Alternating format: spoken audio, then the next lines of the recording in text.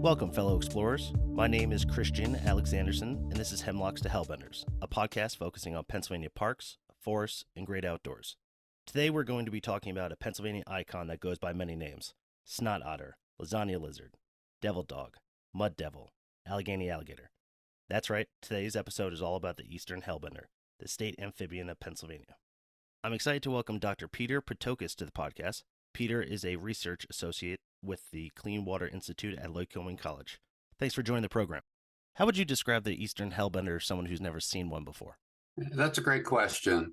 If you've ever seen a salamander, what the Eastern Hellbender is really a very large salamander, up to 2 feet in length. But what distinguishes it from other types of salamanders you may have seen, it has a very flat body that is very, very soft. And that flat body and soft structure allows it to squeeze into very, very tiny spaces beneath rocks. Another very unique feature of the animal is that along the side of the belly are undulating folds of skin. And that skin is utilized for breathing in the water.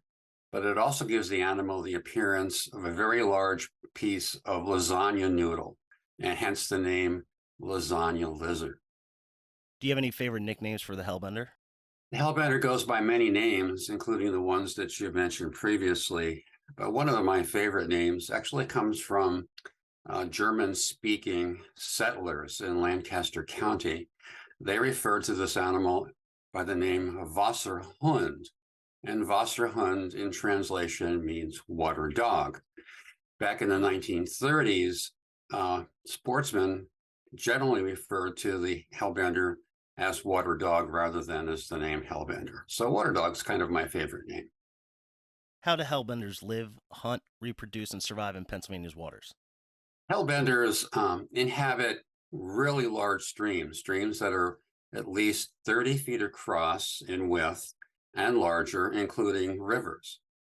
Another important characteristic of their habitat are large flat rocks. Rocks you want to think of about the size of a car. And they live under these rocks for most of their life, and they rarely ever come out. It's an important characteristic of their habitat, but it's also not a common habitat feature. They also utilize clean water, and they require crayfish as a food source. About 99% of their diet is crayfish.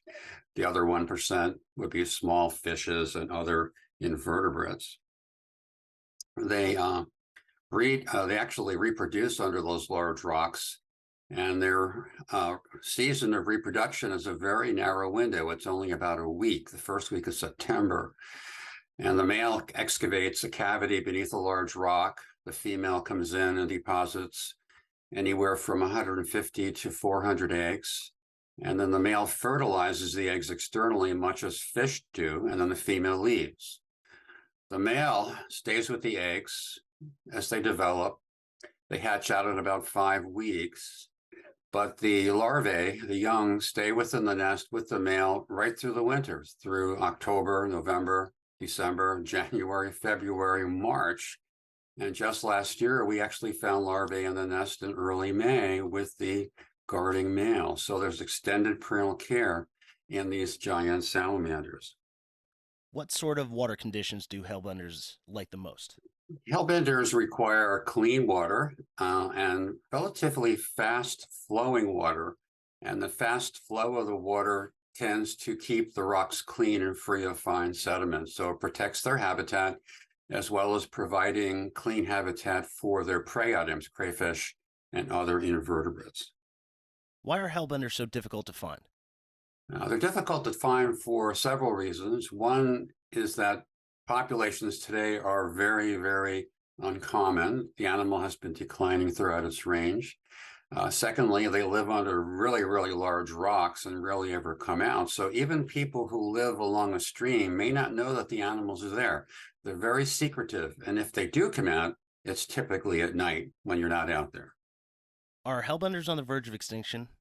If so, why? Throughout the range of the Hellbender, which really extends from southern tier of New York down to northern Georgia, through the central Appalachians, and then westward to Missouri and Arkansas, virtually all of the populations have been in decline and have been disappearing.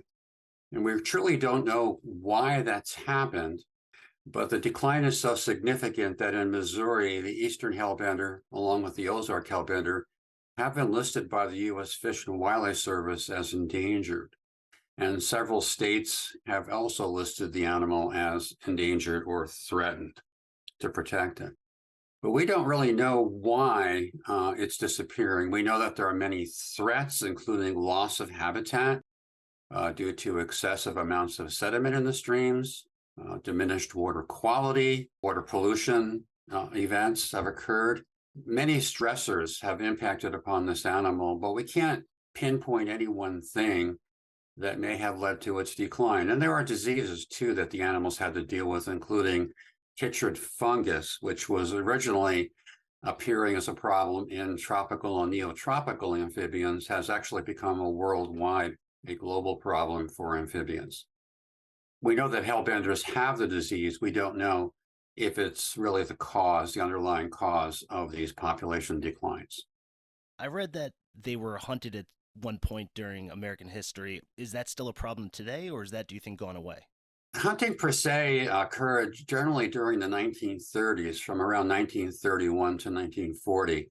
It was a significant problem in Pennsylvania, but it also occurred in other states where sportsmen's groups misunderstood the animal, thought it was harmful to trout populations, and so they set out to try and eliminate it through spearing, by setting traps, by putting out trot lines to catch these animals, and they did. Actually, in 1 month, in 1939, they were actually able to capture and kill 800 hellbenders in a stream out in north central Pennsylvania. But fortunately, this hunting stopped after around 1940, and so the hellbender populations rebounded.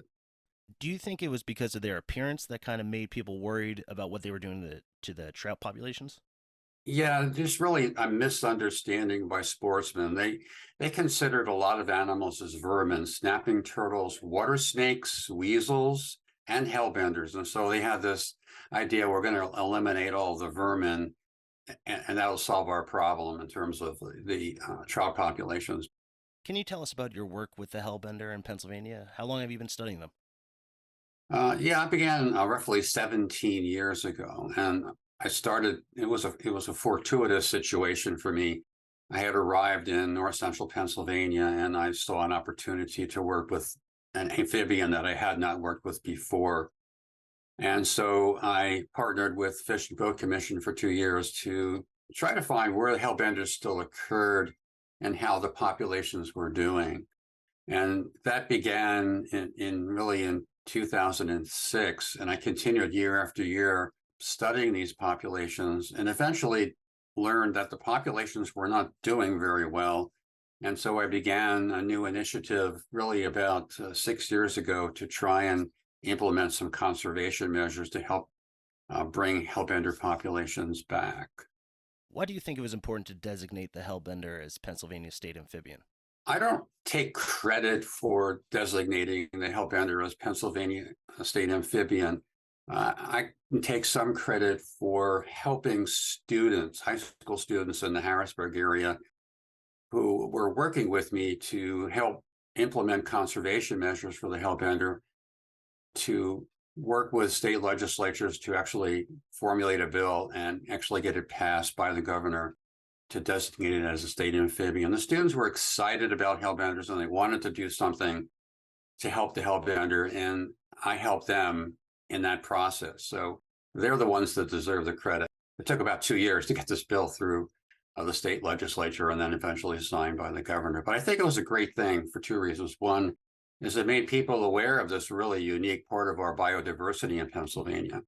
The second thing was I would hope that it would attract some support, largely funding, but also other kinds of support to implement more conservation of the hellbender in Pennsylvania. But unfortunately, that has not happened yet.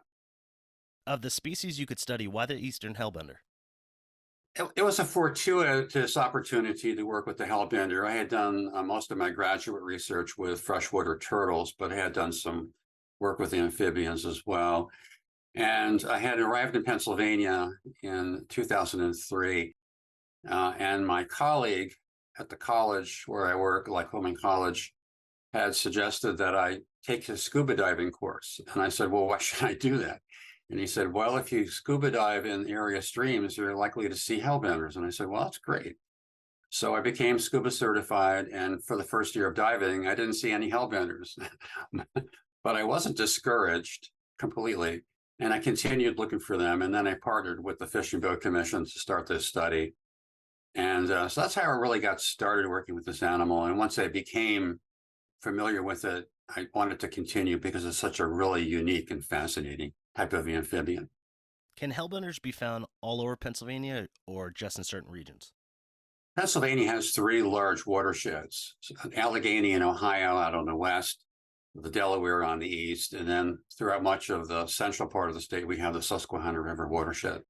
Historically, hellbenders occurred throughout the Susquehanna River watershed and the Allegheny in Ohio. They've never been known to occur in the Delaware or in that small section of the Potomac in the south central part of the state.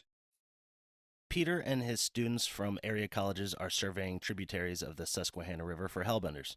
They are conducting long-term studies of behavior, population dynamics, reproduction, growth, and food habits. What have you found so far? In terms of the research that we've done, largely through survey work that we've done on an annual basis, what we've learned is that the populations in Pennsylvania throughout much of the Susquehanna, but that's also through some parts of the Ohio and Allegheny, have been in decline. In some watersheds, the populations have disappeared completely. In other watersheds, the populations are really marginal, just a few individuals are left. And there's just a few areas where the hellbender populations have remained relatively stable and in good health and good condition. So we have been able to identify, where hellbender populations are still in good shape and where they've disappeared. We've learned a lot about, their feeding habits. We learned a lot about, and they do feed primarily on crayfish. We've learned a lot about their growth. We've done some growth studies, and so we learned some things interestingly, like that. Females get larger than males, and they tend to grow for a much longer period of time in their lifetime, which explains why they're larger than males. And the larger size presumably benefits the female because she needs a larger body size to accommodate a large number of eggs. And this is an animal that produces a large number of eggs, a large number of offspring, because the mortality in the larvae and the juveniles is very, very high. So you need to do that in order to ensure that at least a few individuals will survive, become adults, and sustain the population. These animals live between 30 and 40 years of age, so they're very, very long-lived animals. And you really don't need that many young surviving to sustain the adult population. But what we've also learned is that in some areas where the populations have crashed, is that there's no reproduction that's restoring the population naturally. And so back in 2014, I began taking eggs to a partner, and this is the Wildlife Conservation Society's Bronx Zoo in New York, to raise them for several years so that we could return these animals to the wild at a size and an age where they're likely to survive and eventually become adults. And it may take at least 10 years before they actually begin reproducing. So we're approaching now some animals that we collected in 2014. We're approaching now almost those 10 years, and we're hopeful to begin seeing some of those animals start reproducing in the wild. So we've really changed from just kind of surveying and monitoring now to actually implementing conservation measures. Some of the other measures we've implemented, besides what is called head starting, is to actually enhance habitat. We've done it in two different ways. One is we brought in large slab rock to create new or enhanced hellbender habitat. And we've also constructed artificial habitat structures out of concrete and placed those in streams as well. And what's very interesting is that this work is actually, of putting in habitat has actually worked for the animals. We do find hellbenders living underneath these rock slabs that we put in, and we also find them utilizing the artificial structures. So the artificial structures have two benefits. One is it provides habitat for them, and secondly, it gives us a means to access the animals when they're reproducing. So we can't get the eggs out from under large rock slabs, they're the size of cars, very easily, but we can access the eggs inside of these concrete structures, which have an access port. And we examine them during the breeding season. We can open them up and select some eggs from the clutch and take them to our partnership with the Bronx Zoo in New York City. And we've done that 3 times now. What should people do if they come across a hellbender in the wild? I think the best thing is to just leave the animal be and let it go. If you were fishing and you caught one on a fishing line, I would say either cut the line or at least attempt to remove the hook. The animal is really not harmful to you in any way. You can touch it, you can pick it up to remove the fishing line. So yeah, the best thing is to let it go. It can't survive out of the water, so you need to leave it in the water and return it to the water as quickly as possible. So let the animals be. They're very unique. They have very special habitat. They are a unique part of our biodiversity in Pennsylvania, and every individual animal is really, really important because there are so few of them left. Admire from afar. Exactly. And leave the rocks in the streams. Don't take them out because they're an important part of their habitat. That's been a big problem actually in the South, where people remove large rocks to facilitate water sports, kayaking, canoeing, and so forth. And they actually have had to put up signs and say, do not disturb the rocks because they are habitat, not just for hellbenders, but for all forms of aquatic life. How can people either financially or by volunteering help restore the Eastern Hellbenders population here in Pennsylvania? Currently, there's not a really good mechanism in place for people to provide donations to financially help our conservation work. We're working on that right now. And eventually I will have off of my new website a mechanism to allow people to offer funding. But if you're really interested in offering funding, you can also reach out and contact me directly. Some of the work that we do, in fact, placing rocks in streams and artificial habitat requires a lot of manpower. It's really hard work. And so we often rely on volunteers from the community to come out and help us when the need arises. And so by reaching out to me and providing me with contact information, I can certainly reach out to people who are interested and willing to help out with conservation work. Sign me up. I will. If people want more information about what you're working on, where can they go? The best place to go really is directly to my website to find out what is out there about the Hellbender. Certainly searching online, there's another important website called helpthehellbender.org, and they have a lot of useful information and educational resources as well.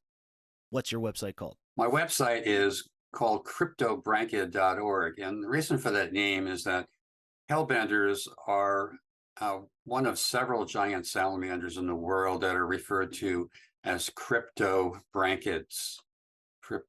So I decided to name my website cryptobrankid.org. Peter, thanks so much for talking to me today. I really appreciate it. Oh, you're very welcome. And certainly anytime that you want to talk about hellbenders, I'd be happy to do that. Deal.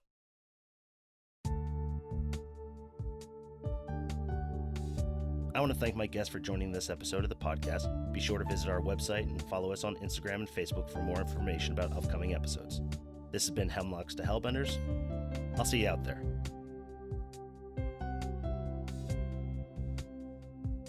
Hosting, production, and editing by Christian Alexandersen. Music by John Sauer. Graphics by Uncle Traveling Matt's Random Expedition.